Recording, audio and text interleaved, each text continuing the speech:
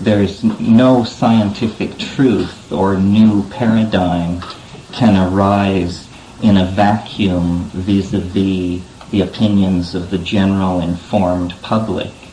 If it doesn't fly with the general informed public, it doesn't matter what degree of internal rigor it has, an idea is probably doomed to a kind of obsolescence or a kind of obscurity.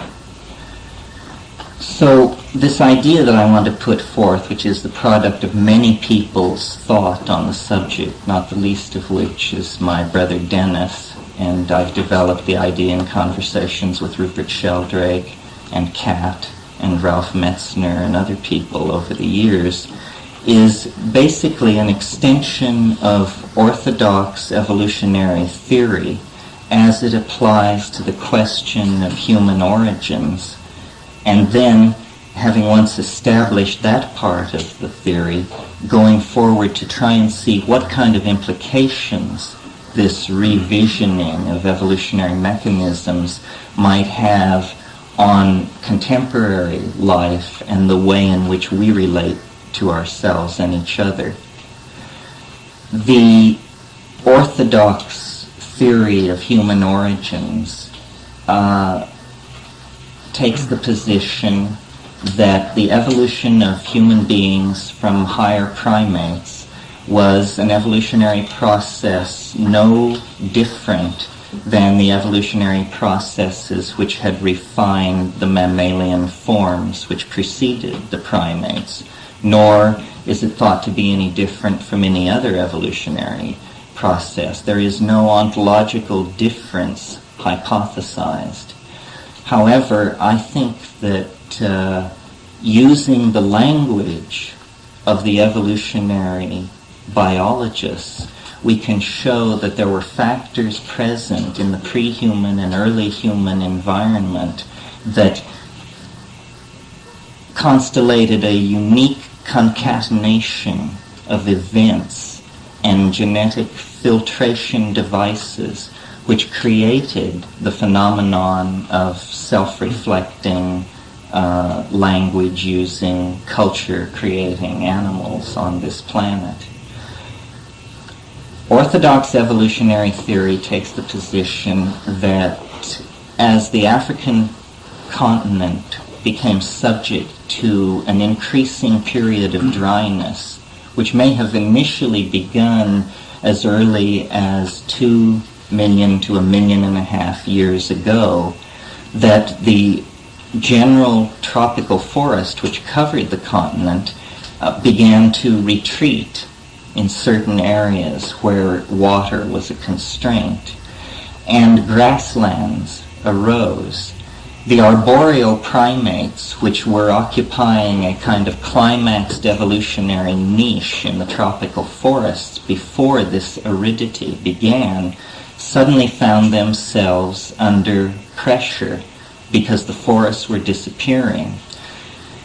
By changing their gait and learning to walk on the surface, by changing their diet and learning to include meat, and by refining their symbol processing capability, they transformed themselves from tribes of arboreal monkeys into creatures much more like the modern baboon. In other words, they became omnivorous, pack-hunting animals capable of moving over the ground at high speed and capable of exchanging a large number of vocal signals that related to exchange of information about hunting strategies, splitting, because, as I neglected to mention, simultaneous to these evolutionary changes in the higher primates, other mammals were evolving in an opportunistic situation vis-a-vis the grasslands into the many forms of ungulate animals which graze on the grasslands of Africa. Not only cattle, but ibexes and giraffes and many forms which are now extinct. The primates and the higher mammals then came into a relationship where both were competing for the grassland, and one became the primary predator on the other. Now, one of the curious and unexplained things about the major psychotropic plants that occur on this planet is that several of them are remarkably involved with human culture and the domestication of plants. I'm thinking of the ergotized rye, which figures in the Eleusinian Mysteries. Rye was a domesticated grass that through selection had been bred into this large kernel cereal grain. Similarly, the psychedelic mushrooms, which are most noticeable in nature, are the so-called coprophytic ones, the ones which grow on manure. In the Pacific Northwest, there are numerous species of very ephemeral mushrooms which grow in the detritus of the forest floor. But as far as we know, the Northwest Coast Indians never noticed them sufficiently to utilize them as a shamanic vehicle.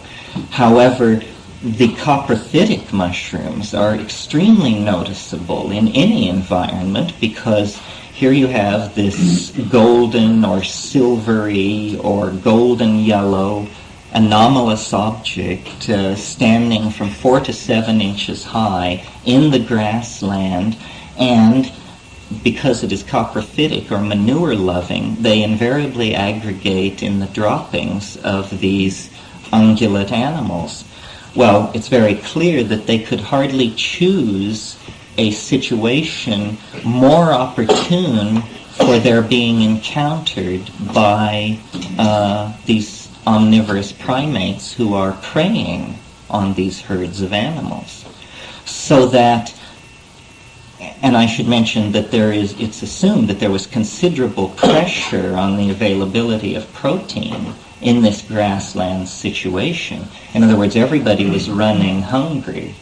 And if you've ever seen films or actually observed the behavior of baboons in the wild, they pick things up and look at them, and they sniff the ground. And this is their main behavior pattern, is sniffing the ground and picking things up and looking at them and testing them to eat them. Well,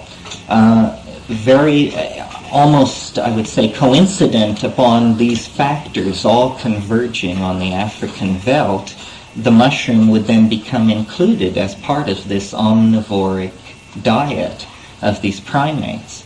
Now, I mentioned when I talked on the radio today this very important series of experiments by Roland Fisher, who is one of the great and really he isn't given the credit he deserves, one of the great researchers into altered states. He's retired now and lives on Mallorca.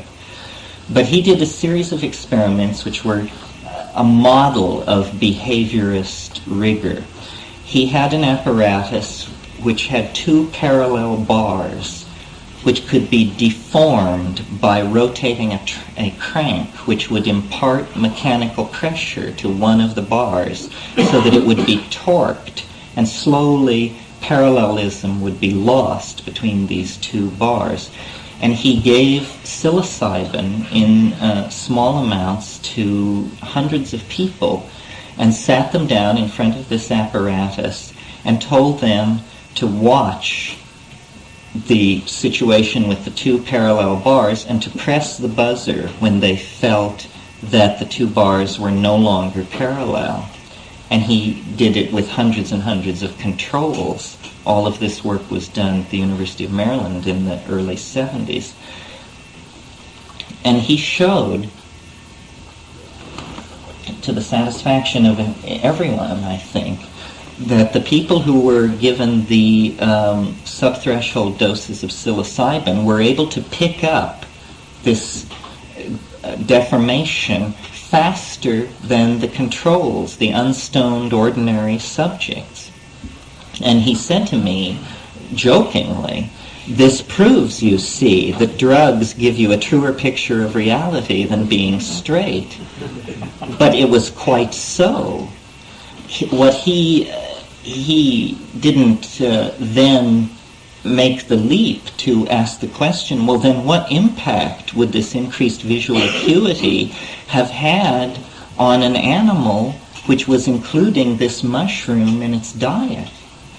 And the answer is, if you were, as a matter of course, where you were eating all protein available in your diet, including this vision acuity improving compound, you would gain an adaptive advantage over individuals of your species which were not including this item in their diet.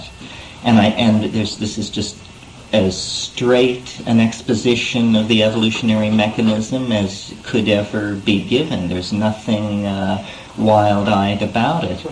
And the conclusion is that very quickly any primate not including this item in its diet would be written out of the picture by being maladaptive.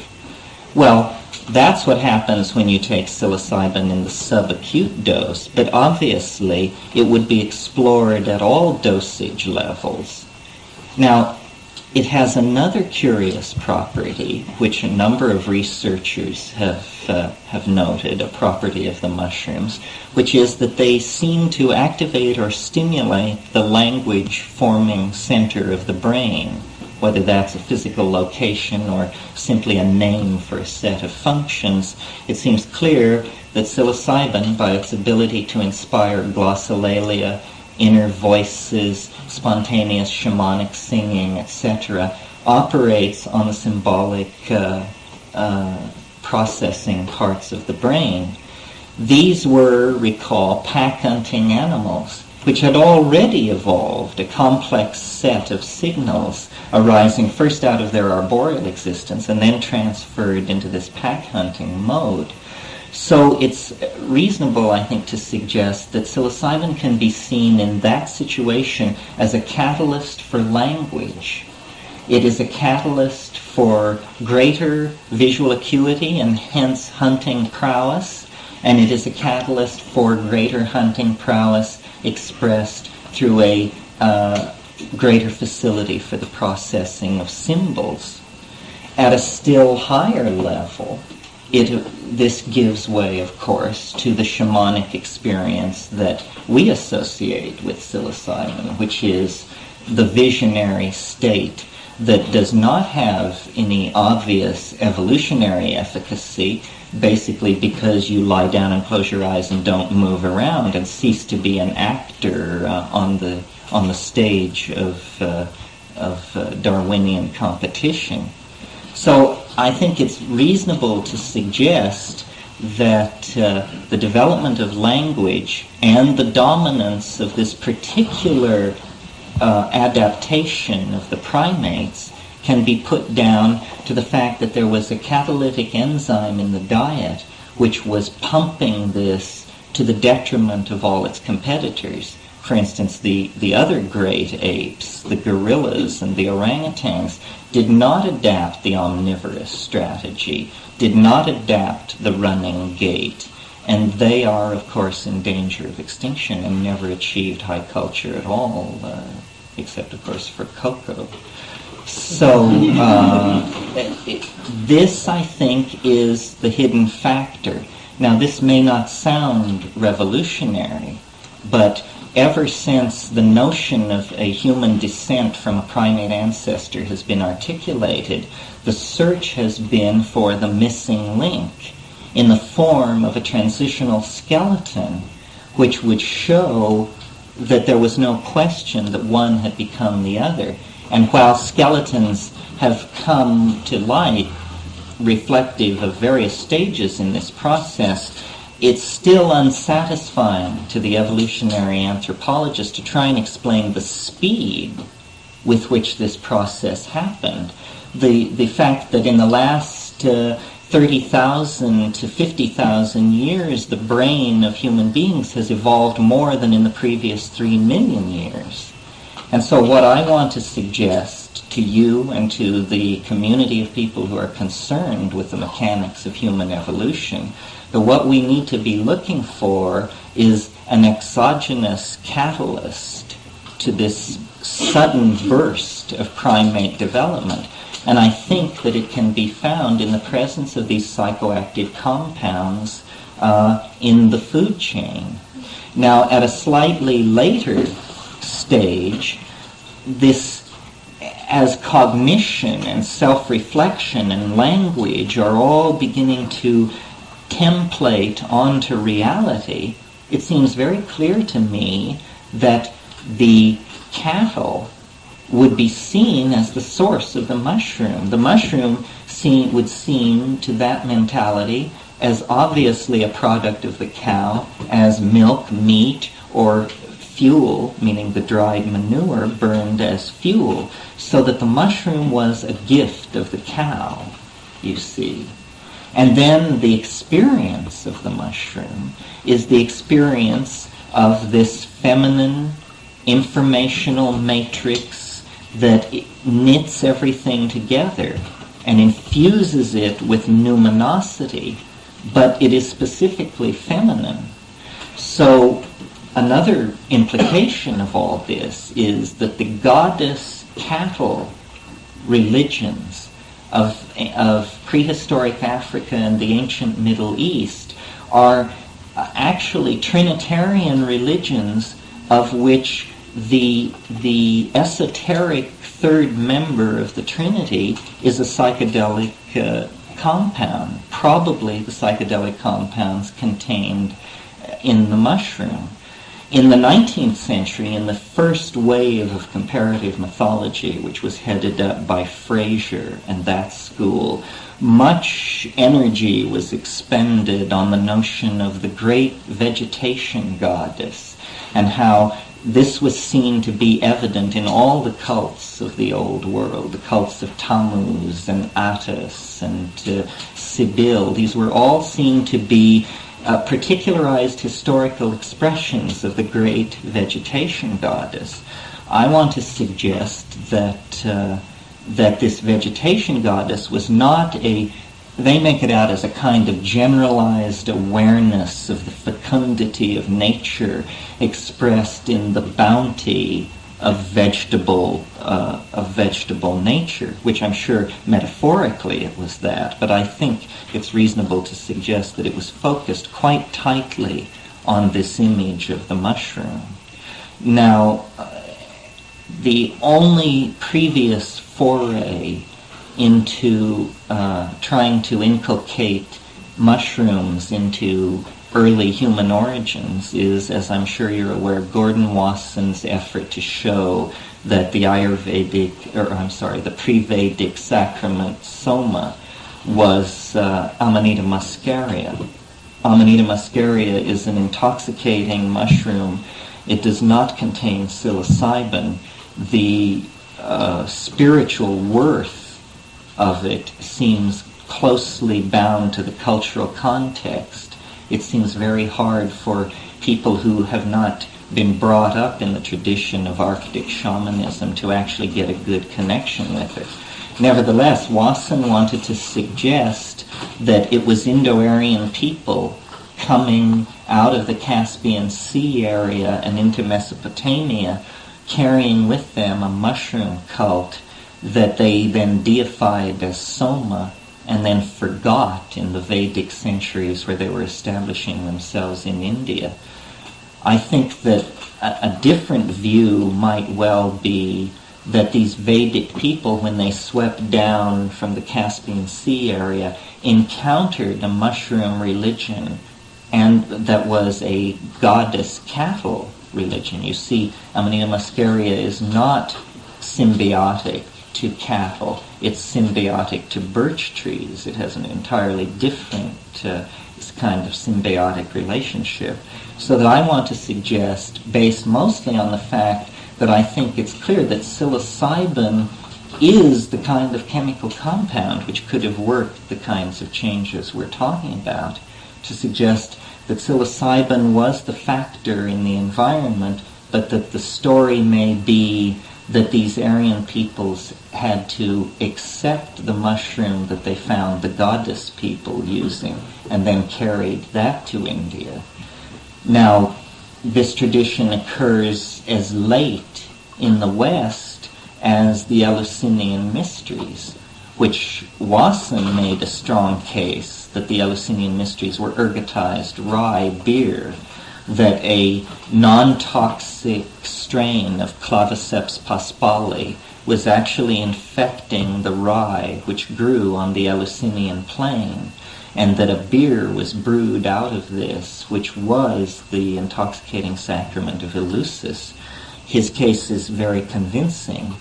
However, he doesn't mention the strongest competitor in terms of an interpretation of the Eleusinian mystery, which is that Robert Graves showed that the recipes for the Eleusinian ambrosia always contained words which could be arranged in such a way so that the first letters, when read downwards, would spell out the word mushroom in Greek.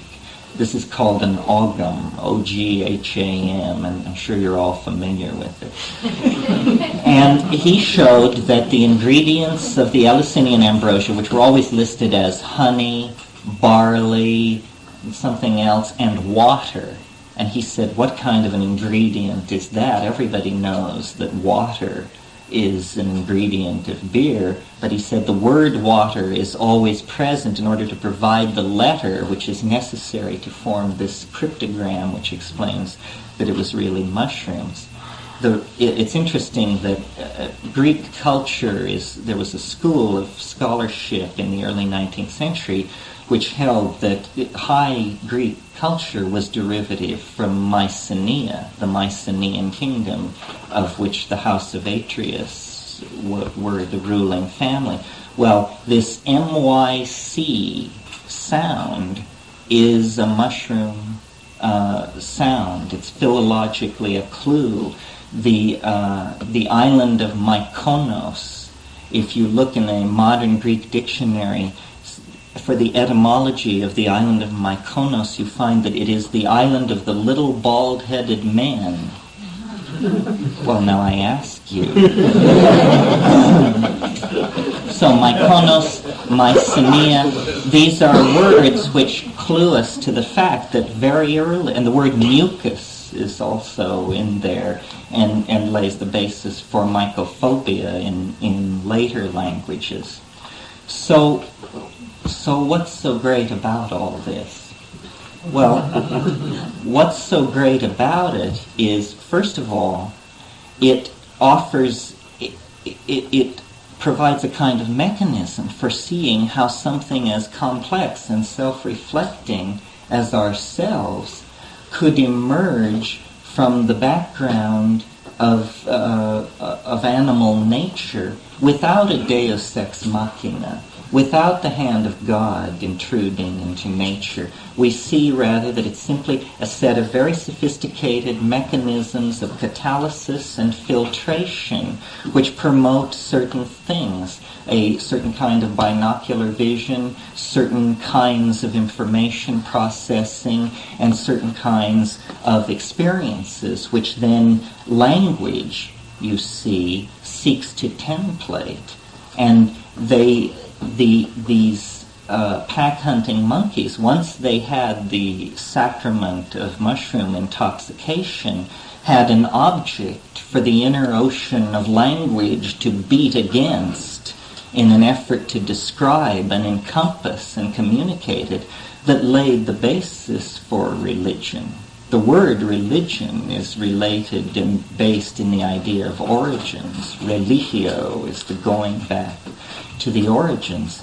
It also has, this idea also has an implication for the modern dilemma of attempting to relate to drugs. I mean, what are they? Are they good? Are they bad? Are they the scourge of the devil or the portal to enlightenment? What are they? And I'm speaking now of plant compounds. How are we to relate to the plants which intoxicate? Do they drive us mad? Or do they return us to the religio, to our own origins? Are we to see the states of mind which they invoke as tremendously alien? Or are we to see them as, in fact, a way of going back to the primary situation in which everything that we call human found genesis? And I think that because science is the reigning religion of the modern world, if you want to change people's minds about something, you have to get scientists to change their minds. And what evolutionary biology, to its detriment, has ignored is the role of all forms of symbiotic relationships in nature. The Darwinian idea of evolution is, it's a world of fang and claw, and the swiftest, the cruelest, the largest, the fastest, these dominate. The actual situation has been seen to be now for about 30 years, but the implications are making their way very slowly into orthodox evolutionary theory, is actually cooperation is what nature seeks to consolidate and conserve. And it is the species which can make itself most user-friendly to its neighbor species, which actually survives. That's why, there is hardly a tree which grows on this planet without a mycorrhizal relationship to a fungi. A mycorrhizal relationship means that the tree cannot grow and live unless the roots are covered by a fungus, which is a completely independent organism, but which mediates the buffering and transport of mineral salts and that sort of thing, and makes the exterior environment palatable to the tree. Now, I mentioned today on the radio, many of these relationships start out as parasitic, but a parasite is either an evolving or unsuccessful symbiote, because there is no percentage in a biological relationship where you kill the host. And this is what parasites do. They are lethal, and they spoil the party. They kill the host, and then the guests have nowhere to go.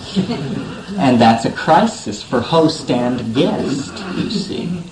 But over time, these lethal parasitic relationships evolve into symbiotic relationships, where each party is contributing something to the well-being of every other party. And this is what happened in the situation with the mushroom, the human beings, and the cattle. The domestication of cattle ensured their survival. There are numerous ungulate animals that we can only see in museums, and it's because it was easier to kill them than to domesticate them, because they were either very wild and unruly or very large, and you do not herd mastodons. So that the cattle, by being taken into the human family, then there is a reciprocal relationship. Human beings are no longer under such pressure to hunt. There is availability of abundant protein. The genetic race of the cattle are preserved, and all this is mediated by a mushroom whose continued existence is dependent on the continued existence and numerical expansion of the population of cattle.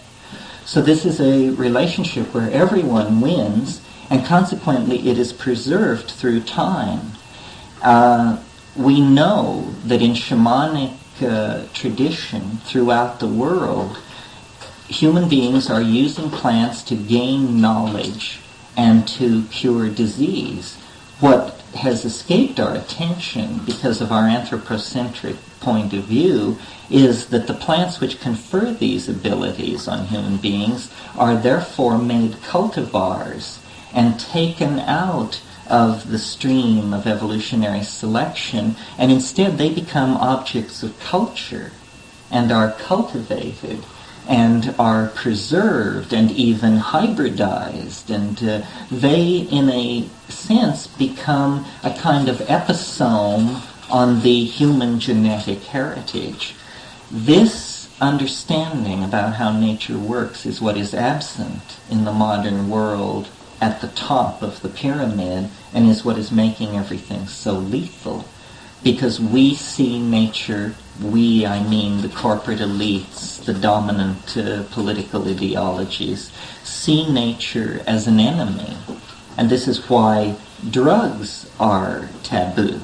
Because these plant drugs are an immersion in this symbiotic field of information. They are a reaching out to this original situation, which is very unsettling. I mean, we build cities and we put a wall around them. The desacralizing of natural space is the process of cutting it into grids and erecting flat planar surfaces along those grids to cut out the influx of energy that is part of the natural world. Now, you know from listening to me go on this subject that I believe that this is all a plot of some sort. In other words, that it is no mere coincidence that this mushroom was there in those cow pies. But notice that it need not be a plot. It could simply be an extremely unlikely concatenation of events which leads to the production of self-reflecting, thinking human beings.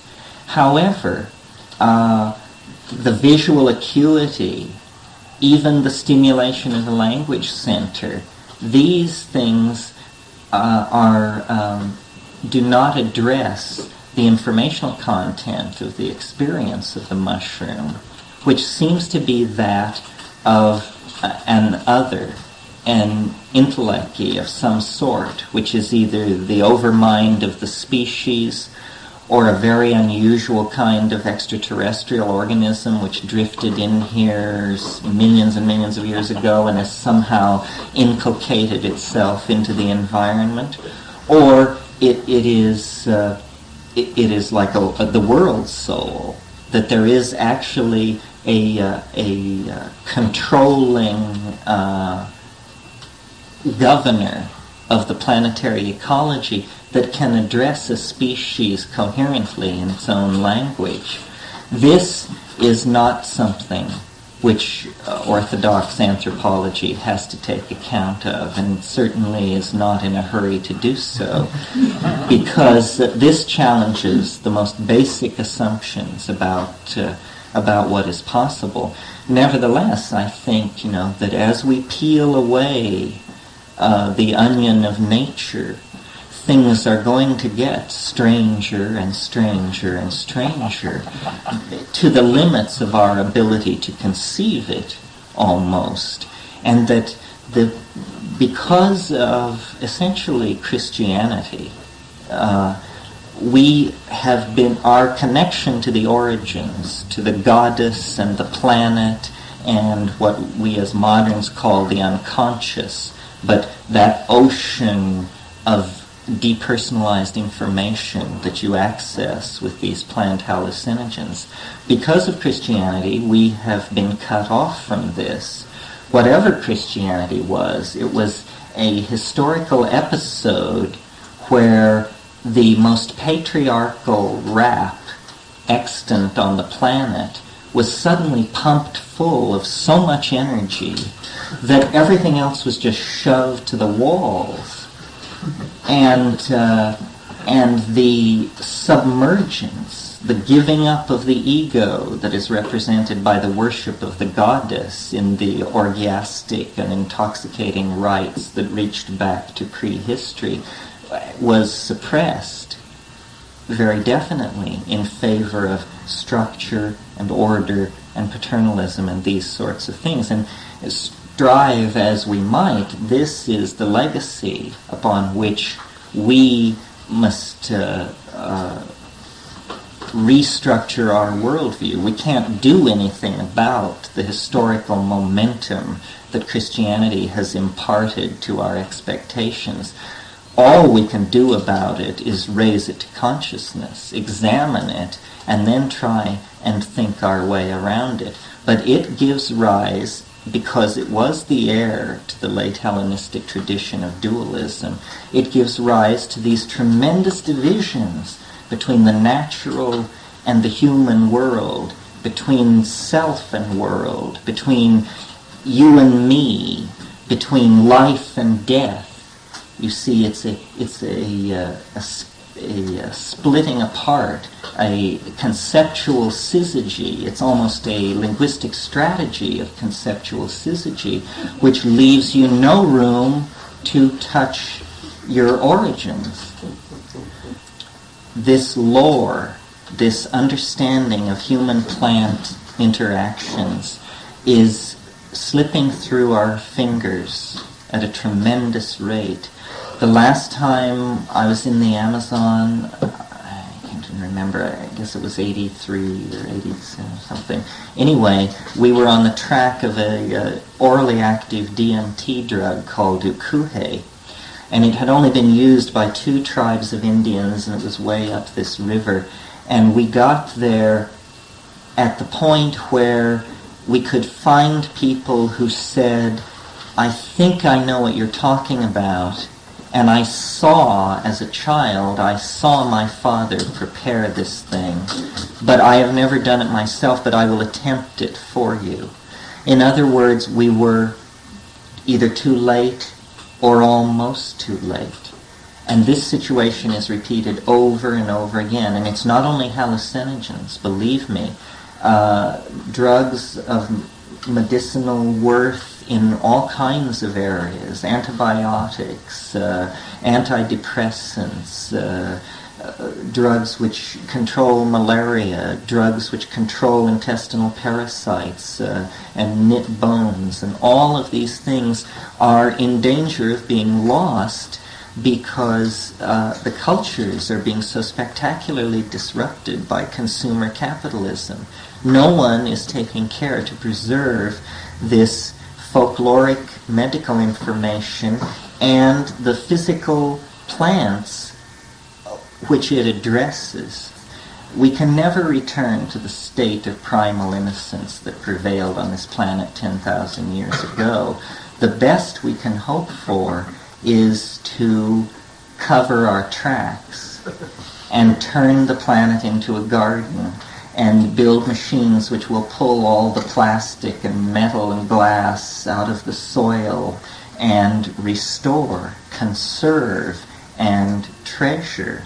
And this applies to the folk knowledge of these Aboriginal and pre-literate people who, as we penetrate the implications of the psychedelic experience, will be seen to be, in some areas, in advance of us in their mapping of what all this means. We are not the most advanced culture on the planet. We are merely the most silicone technology advanced culture on the planet, but there's a great deal that we have to learn. However, we are the most destructive and corrosive culture on the planet. It is we who are destroying the Witoto and the Agwaruna Hivaro and the Kikuyu and all of these coherent human traditions that existed in equilibrium for 20, 30, 50,000 years until the advent of colonial imperialism a couple of hundred years ago.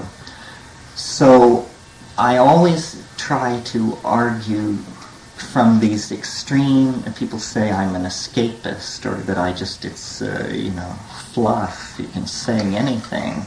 But really my goal is to change people's minds and to show that the real situation supports the notion that we should change our minds, that we should revision these things, and that we should try to come to grips with all of the opportunities and all of the resources that humanity has amassed in its journey from the trees to the starship.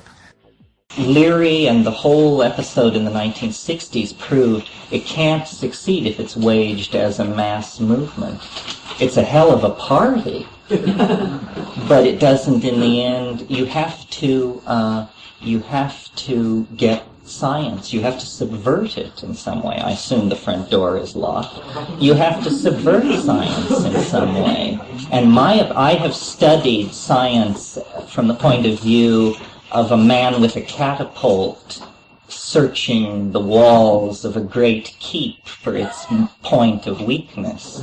And I think, dear friends, that psychology is the place to put the pressure on. You see, around the turn of the century, science was really erecting its tent, and you had the phrenologists. Those were the people who felt the bumps on your head and said whether you had criminal tendencies or not.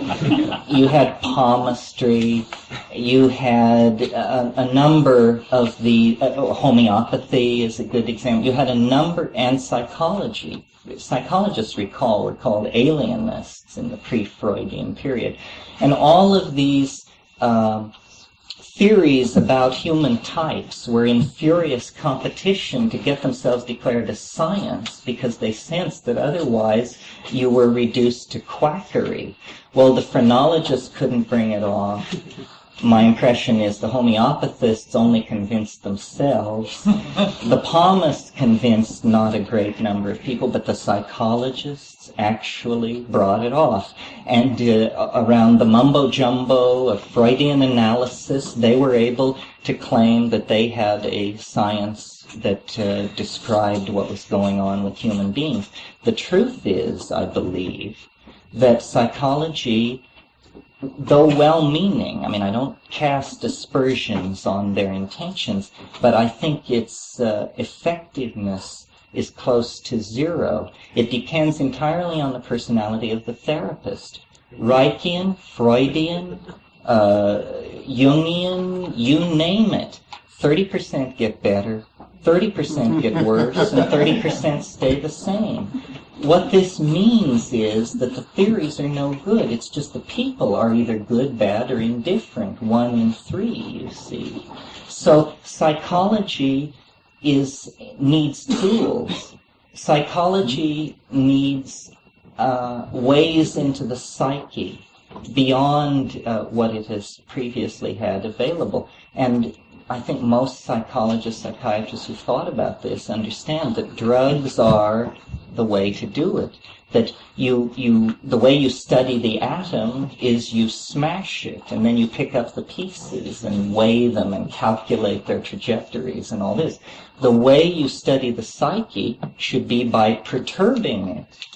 You know, you cannot figure out what's going on with a pond of still water unless you drop a rock into it, and then you see waves move out, and you say, oh my gosh, it's a fluid medium. It has a shifting refractive index. It has all these properties. This is a reasonable strategy for understanding anything.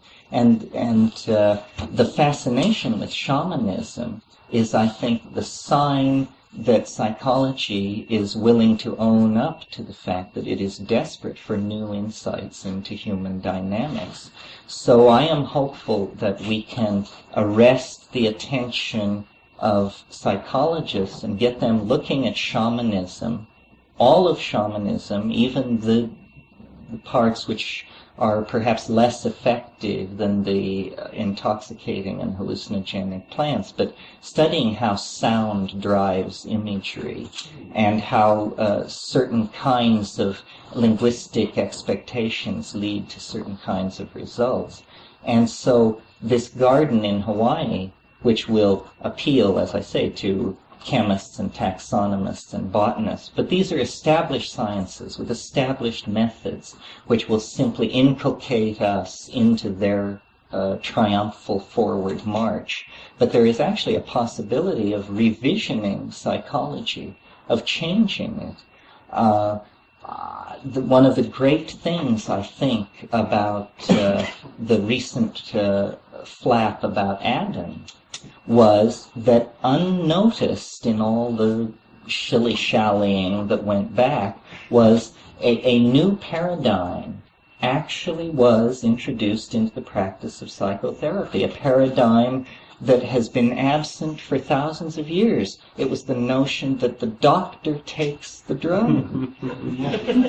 In some cases, that has been absent. There is no concept of that in Western medicine. That really is a new paradigm.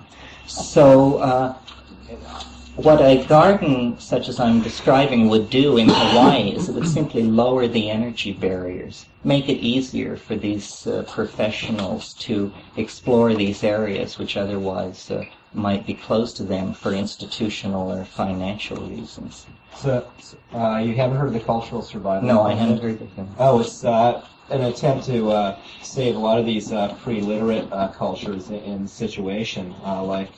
Their present project is to try to keep Huicholi culture alive, although they're being exploited for this cheap labor and so on, and being taken off the reservation. Well, see, I'm ambivalent about that. I mean, I think it's a very strange kind of cultural chauvinism which goes to somebody else and says, you're a museum piece. And we're going to give you a 500,000-acre reserve, and we're not going to let anybody bring metal or transistor radio so that your wonderful culture can be preserved. I think that what has to be preserved is the knowledge, because it's impossible to stop the forward march of information. I mean, it is, even today when you go to the Amazon, you go miles and miles and miles up these rivers, and the people are hardly wearing any clothes, and there's only one motorboat on the river, and they've never seen an automobile, but everybody's carrying transistor radios and can get the London fix on gold at a flick of the switch, and how do you stop it? It permeates everything. So rather than try to halt the inevitable globalization of electronic culture, I think we should furiously try to preserve the information and interview everybody and then do what we can with it. Otherwise, it becomes a kind of cultural chauvinism. Well, I'm not sure if all cultures want to be assimilated, really. Well, but what culture ever got to vote in the past? It's a problem. I agree, because I am not enamored of this culture. I think it's tremendously dynamic. I think it is transitional to a culture of star flight and psychological depth. But, this is the chaos at the end of history. This is the accumulation of 10,000 years of muddling through with progressively, we are deep in the woods at this point. And the proof of that is the fact that our religion, which is science, has bequeathed to us our arsenal of hydrogen weapons. I mean, our religion has betrayed us into the valley of dry bones that T.S. Eliot anticipated in The Wasteland. The well has gone dry. And what we do about this, I'm not sure. But I have said, sitting in this chair, that what the 20th century is about is an effort to recover our origins. That in the same way that the Renaissance steadied itself in the face of the inevitability of modern times was by harking back to Greek and Rome and translating Plato and the dramatists and trying to realize the ideals of Greek aesthetics and Roman law. What we are trying to do in the 20th century is realize the meaning of because our culture crisis is so much deeper, where we are casting back to is 20, 30,000 years into the past. This is why Freud and Auschwitz and modern art and rock and roll and sexual permissiveness and drug taking and all of these things, we are trying to understand and culturally revivify in a modern context that time of origins. And it's real rocky. We don't know how all this is going to come out because there's so much we don't know about the constraints on the situation. Yeah. I wonder if you know, or anyone here may know, what Larry and Lily refer to as vitamin K. Is that a common plant or something? No, that's an entirely synthetic compound that is an anesthetic in ordinary medical usage, but that in sub-anesthetic doses is a mind-altering drug. I'm not sure I would call it a psychedelic, but, one man's psychedelic is another man's... Do you know what it is, or what? It's ketamine. I mean, ketamine, it's related to PCP, it's an anesthetic. Oh, they take that? Different strokes for different folks. Yeah. Terence, without trivializing it, it sounds to me what you've got is a real good candidate for the big black thing in 2001. But Yes. one problem I have, though, is that, as you said, you're taking off from orthodox evolutionary biology, and I may be wrong about this, but one of my impressions of that viewpoint is, one of the assumptions of that viewpoint is a denial of the phenomenon of consciousness in non-human species. So I'm not sure how your theory would relate to, for example, dolphin intelligence, or speculating free consciousness, or any things along those lines. Well, now let's see if I understand you right. Consciousness is a very difficult thing to recognize. And dolphin consciousness, tree consciousness, these things are for dolphins and trees. It's very, very hard to bridge the gap between the species. I mean, I think the task of finding the extraterrestrial is not so much, it's a task of recognizing it when you find it, I'm not suggesting that it's necessary that the mushroom be an extraterrestrial intelligence for all of this to have happened. If psilocybin only increases visual acuity, it could have given sufficient dominance to this pack-hunting primate adaptation as opposed to the root-eating gorilla-type adaptation to give it dominance. And then I think a plus for the theory and the kicker is this weird thing which it does to language, and the fact that another pressure on developing language is this pack-hunting lifestyle. So, to my mind, it all falls together so neatly that it has a certain kind of logical momentum. But you're very right, and it's important when we're talking about evolution to remember that the cardinal dictum of Darwinian mechanics is that there is no teleology. That means evolution is not moving toward something. All notion of purpose has to be given up. It isn't that things evolve or move toward higher forms. It's just that things complexify. And this complexification gives rise to what we define as higher forms. No, the voice of the mushroom, the question of the mushroom as an intellechy grows, to my mind, murkier every day. I mean, I used to firmly believe it was simply an extraterrestrial and that we were going to have to come to terms with the fact that in the ecology of this planet there was another minded species, but that it was just so different from us that the task was to cognize it, and that it in fact had probably been intelligent and on this planet longer than we had. And then I was willing at one time to entertain a sort of Jungian, it's the oversoul, the collective unconscious, or personified as a psychopompic archetype which teaches. But this is like conjuring. This doesn't explain anything. This is just some kind of stream of gobbledygook. I mean, Jung talks about autonomous psychic complexes which have escaped the control of the ego. That's what he means. He means an elf, you see. but when you call it an autonomous psychic complex, then it somehow of course, how pedestrian. And it's not pedestrian at all. Well, I was being playful with the 2001 reference, but the actual question is that dolphins, as an example, in my view, have demonstrable intelligence and have something approaching culture. Do you think they had their own mushroom, or No, or do you think that's not, I or think is that in fact that, not necessary to the development of that type of intelligence? No, I don't think it is necessary. First of all, I'm not sure they're intelligent. If they are, there's ample spans of time. I mean, they were land animals, and then they went back to the sea, and it's really hard to realize how much time there has been for these changes to go on. As to culture, culture is sort of a shock wave which follows behind language.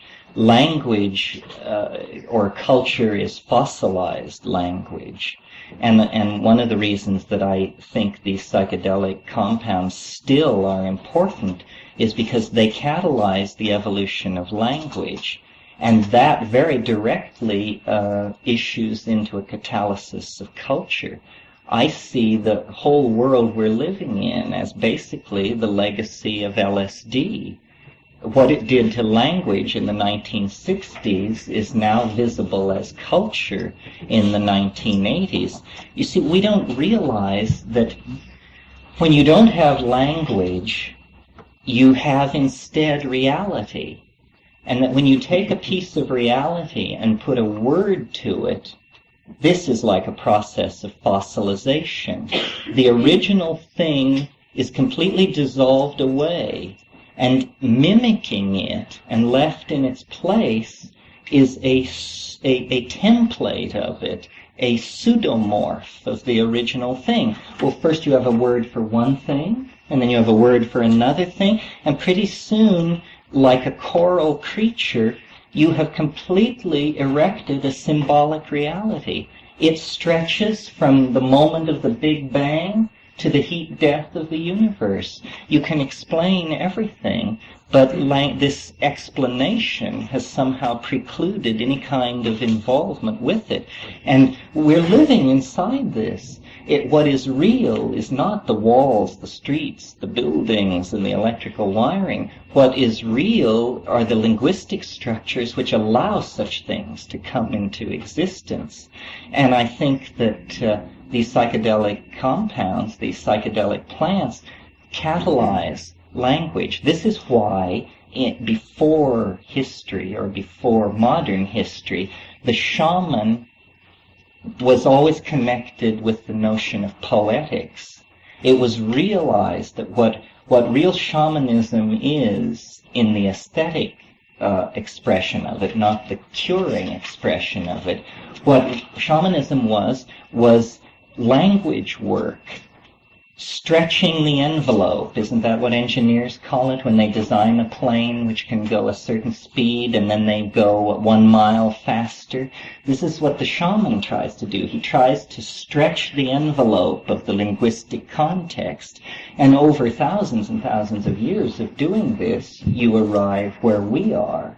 You know, we have the legacy. And science is certainly an expression of the shamanic thing. I mean, the dreams of the alchemists of the 16th century have been entirely realized in the technical accomplishments of the 20th century. I mean, we do convert base metals to gold. We do create diamonds out of ashes and all of these things. But it turns out it wasn't the literalizing of these things that was so illuminating and inspiring to our humanness. It was the creation of the linguistic models. Then it became trivial when someone actually did it. That's like a misunderstanding, you know. One more short one. What's the time frame on this? There's a couple of 3 million years between the first upright walking bands and the right. You have the panel. Original aridity 3 million years ago, and then you have the growth of the grasslands. Really, you don't have a lot happening until 10,000 years ago. That's where we begin to see that all the elements are in place, and that this has probably been going on for a long, long time. This is post-Neanderthal. basically. Yes, very recent. Did I mention that in the Tassili Plateau of southern Algeria, there are cave paintings which have never been commented upon, so far as I'm aware, by any orthodox anthropologist, which clearly show human beings dancing, holding mushrooms in their hand, racing in a kind of round dance in one case, and then in another instance, a single human figure wearing a kind of bone apron and with mushrooms sprouting out of the body and with mushrooms clutched in the hands. And this is the earliest and only evidence of mushroom use that we have from Africa, but it's very conclusive. The massive growth in brain size has occurred over the past 30,000 years. In other words, within the time frame when all of these elements would have been present on the African veldt. And I've sketched this very quickly because, first of all, you're not professionally interested in the details of evolution of ecosystems, but for instance, Carl Sauer has argued that there is no such thing as a natural grassland, that grasslands are the earliest artifact of human existence on this planet, and that we created them with fire and repeated yearly burning, because yearly fires promoted the growth and rapid evolutionary selection of grasses, which promoted the production of cereals. And the proof of this contention is pretty easy to understand and hard to overthrow, and it is simply this, that if you have a grassland which abuts a virgin forest, you go into the forest and you find that none of the grassland species, none of the newly evolved grassland species are present in the forest, but in the grassland, many of the forest species are found to have adapted forms which are living in the grassland. Well, that's a very, very clear proof that the grasslands are recent and worse successive upon the forest. So this is another context. Perhaps humans were the agency which created this entire environment where this evolution of ungulate animals and pack hunting and all of this could have evolved. The impact of human beings on the planet, there was just a conference about 6 months ago in Boston in which paleontologists of the mammalian paleontologists gathered together and pretty much concluded that the major force promoting the extinction of the large mammals all over the world was man. And up to that, the Irish elk, the Ontodoth, the huge pigs which were 7 feet high at the shoulder, the giant armadillo, the 14-foot high ground sloth. All of these creatures disappeared because of human agency. It wasn't, as had previously been thought, that their size caused them, placed such constraints on their food gathering ability that they became extinct. No, it was that they were hunted out of existence. Phil? There's a parallel point I think is important to bring up. You've been talking to your brother about the occurrence of tryptamines in the Middle East because of some of our recent experiments. And one thing I think that should be added is throughout the Middle East there are tryptamine-containing plants and beta-carbolin-containing plants. The beta-carbolin-containing plants would make the visions much more stronger of any mushroom or the tryptamines. And these are found in ancient agricultural sites and found in folk medicine. In fact, I was unaware that there were tryptamine-containing plants in the Middle East until I talked to your brother. Yes, I simplified the story and I concentrated on Africa because Africa is thought to be the point of origin where all this hominoid speciation went on. But you're correct, there could be other plants which could synergize this, or in the New World you have a completely different situation where different plants, Banisteriopsis caapi, or morning glories, or peyote, or the other psilocybin-containing mushrooms, would have worked the same kinds of effects on culture, but you don't have quite the coincidence of events or of factors necessary for the kind of scenario I've sketched out. You need the grasslands, you need the pack hunting style of life, and And these other psychedelic plants are not subject to being associated with the domestication situation. For instance, Banisteriopsis caufi is a rare wild woody vine, and the admixture plants are similar. Only in the case of the ergot, well, no, there are three cases. The ergot, the coprophytic mushrooms, and then, of course, hemp is another one. I mean, there's no telling how long hemp, cannabis, has been under domestication, because we find hempen mats that are 45,000 years old. It was being twisted into skeins, and the seeds are found in fire pits. So, again, this is an example of one of these things being brought in. Yeah. Somebody back there? Yes. Yeah, regarding hallucinogens and how people abuse them, to me there's a difference between a hallucinogen stimulating something in the brain and the brain actually evolving, and it's stimulating something in people that is manifested through the culture. And I wonder if in the last 20 years or so, since at least a few million people have started taking hallucinogens, any real evidence has come out that there is measurable increase in intelligence or any other skills besides this visual acuity in human beings who have taken a number of hallucinogens or mind-altering drugs. Well, an evolutionary biologist would say there just hasn't been time, and that's a reasonable answer. But, if you go down to Silicon Valley, to these software writing places, or anywhere where technology is on the cutting edge, all these guys have ponytails down to their ass, and it's very clear that they are heads, that heads are in charge of designing the cutting edge of culture.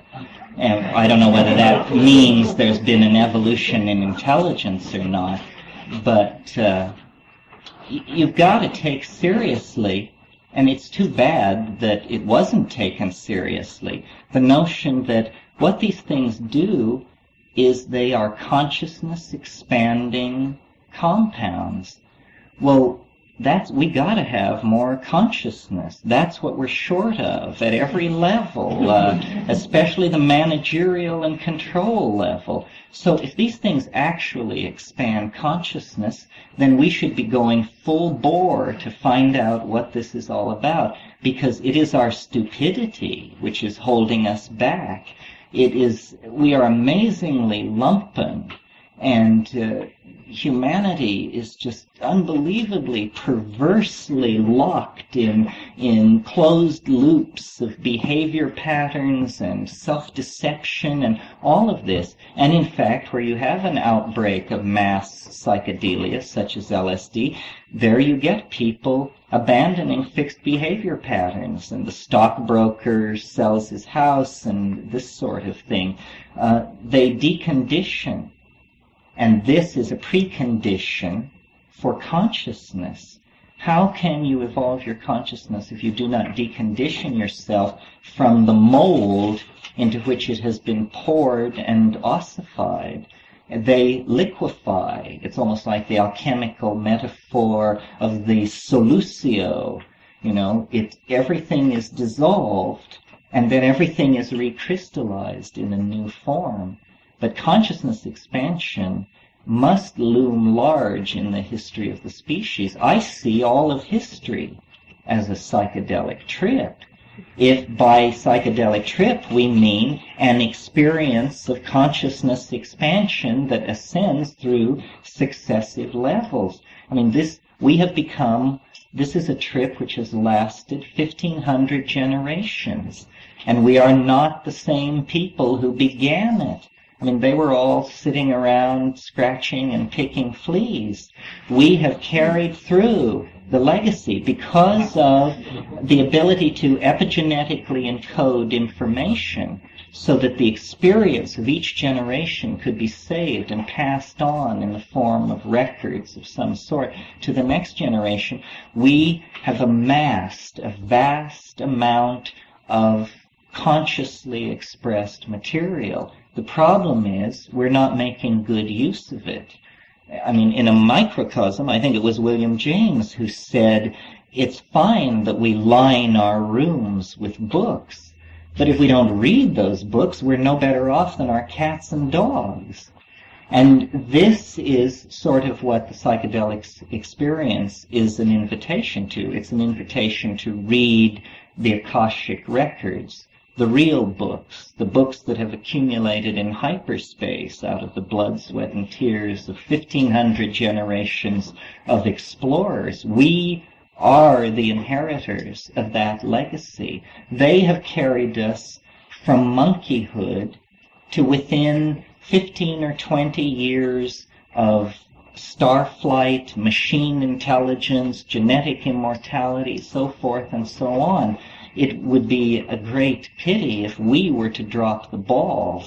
And I think that blame would accrue rather directly upon us. We owe a debt to those people. The only way that the conquests, the pillaging, the dispersions of people, the pogroms, the only way the horror of history can be redeemed is by giving history a meaning, you know?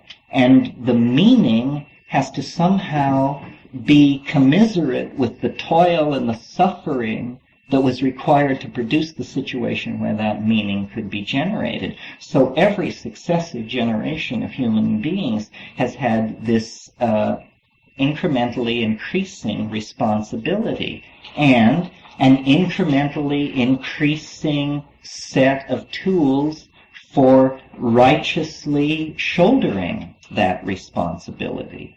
And this is our situation. It's simply that we are either the penultimate or the ultimate generation.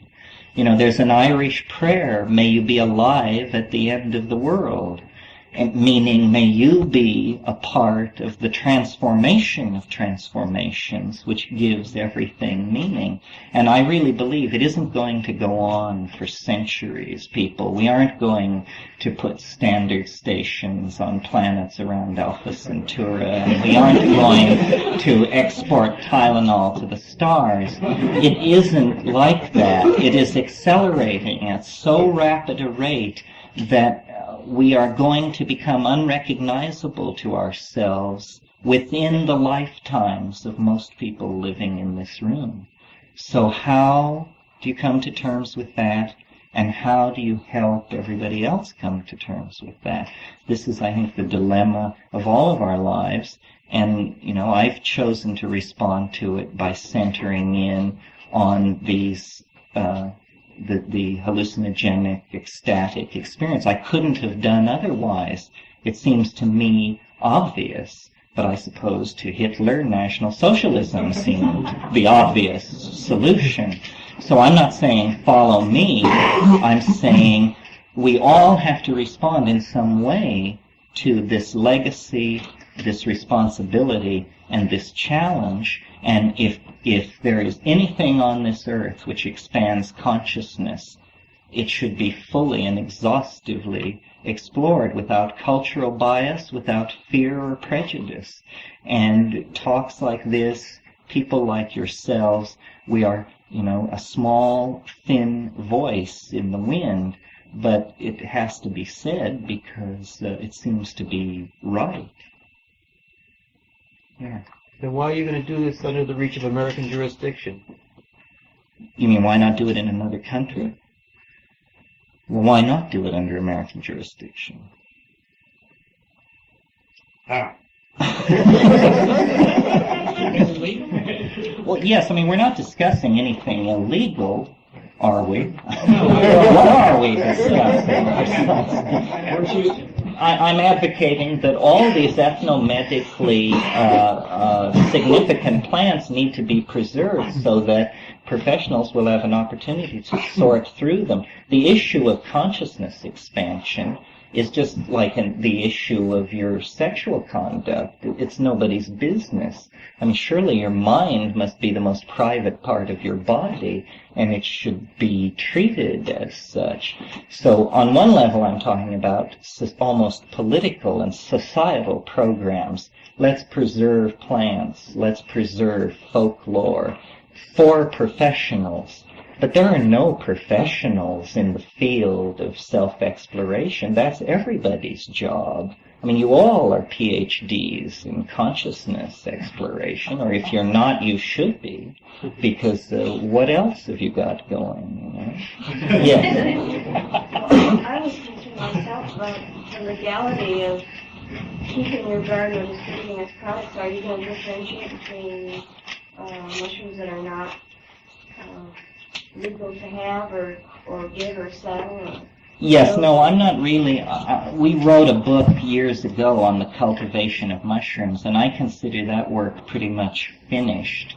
And I'm much more concerned about these very obscure plants, higher plants, you know, not fungi, but higher. They haven't made it legal yet. No, they're not illegal. They're virtually unknown to science. I mean, what we're talking about is tracking down rumors and that sort of thing. No, it's not necessary to break any laws to explore the fringes of psychobotany. Laws only are passed against drugs in response to epidemic outbreaks of usage. The compounds I'm interested in are totally unavailable and no one's ever heard of them anyway. And that's where the interest lies. I mean, I certainly wish that it were legally possible for professionals to do research on the effects of all psychedelic drugs in the context of medical research. But apparently this is not to be. And so this is then a different approach, saying, okay, we are not asking that something which is illegal be declared legal, or that something which is illegal be exceptions be made for researchers. I think this is fruitless. I think the Adam thing proved that. I mean, I think Adam was extremely efficacious for therapy. I think the case for its use in therapy was brilliantly made. I think the people who made the case were extremely sincere, and I think that they just got kicked all over the board because they didn't realize that sincerity doesn't count, and it's not about making a reasonable case to reasonable people.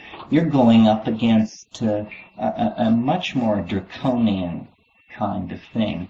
So no, I'm advocating an exploration of the botanical and ethnomedical fringes, and it doesn't involve any kind of legal issues at all in the present context. It's perfectly reasonable to go forward, and I think this is the way to do it, you know. Any other points? Yes. Yeah, I thought you'd, briefly relating to your last point, I thought you were doing some experimentation with a boga root, which containing ibogaine happens to be illegal. No, I've never experienced ibogaine. I'm very interested in it. Of course, if I ever did it, I would go to Gabon, where it's not only legal but a tradition.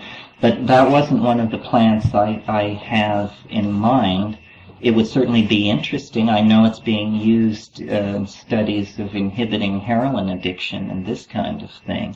But there are a number. My focus of interest over the years has been the Amazon basin, and I think that's probably where the focus will be, just sort of by default. Yes, one of the interesting things, when Wasson tried to show that Soma was Amanita muscaria, he ignored this very rich set of associations that the Hindus have to cattle. I think that probably Soma was not Amanita muscaria, but it was Stropharia cubensis. The interesting thing about Soma, the god, because it is also a god as well as an intoxicant, was that it was a male lunar deity. And throughout the world, the moon is almost universally associated with the feminine. I believe there's a North American Indian tradition that associates the moon with masculinity, but in this Soma tradition, you get a masculine lunar figure, and then in Mesopotamia, in the god Nanar, or Sen, there is also a male lunar deity. He is the lunar goddess Sibyl is actually his daughter. He represents an earlier stratum of mythological material. So yes, one of the unsolved mysteries of ethnomedicine, which if anybody's looking for a project, is to go to India and try and find out exactly what the status of mushrooms is in India now and in prehistory.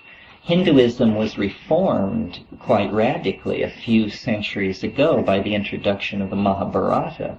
The Mahabharata specifically forbids eating mushrooms to high caste Brahmins. There is, in other words, a mycophobia there. And one of the puzzles of Watson's theory of Soma, or anybody's theory of Soma for that matter, is if it was so wonderful, and when you read the ninth mandala of the Rig Veda, it is clearly wonderful. If it was so wonderful, then how could they have ever lost it? And I think the answer is probably it occurred through a series of stages. Originally, it was the orgiastic intoxicant of a general tribal group. Then, over time, it became the secret property of a priest class, and knowledge of it was much more restricted. And then there was a popular rebellion against the priestly hierarchy, and the priests and everything associated with them was swept away, and the mushroom went with it. This is the only scenario I can imagine where a psychedelic drug could actually be lost to a culture, other than massive disruption in contact with another culture.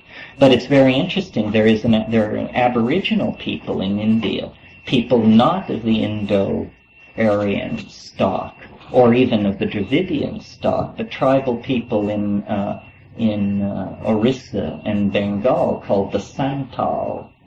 And they have, unlike the Orthodox Hindus, they have a tremendously rich mushroom vocabulary. They have hundreds of words for mushrooms. They recognize 50 species with common names. They eat 12 species. They are, in other words, they appear to represent a mycophilic culture that was extant in India before the Indo-Aryan invasions, and their relationship to psychedelic mushrooms has never been fully explored. They have a very interesting language where everything is designated male or female. Everything is given this designation except one thing in the entire universe, and it happens to be a mushroom.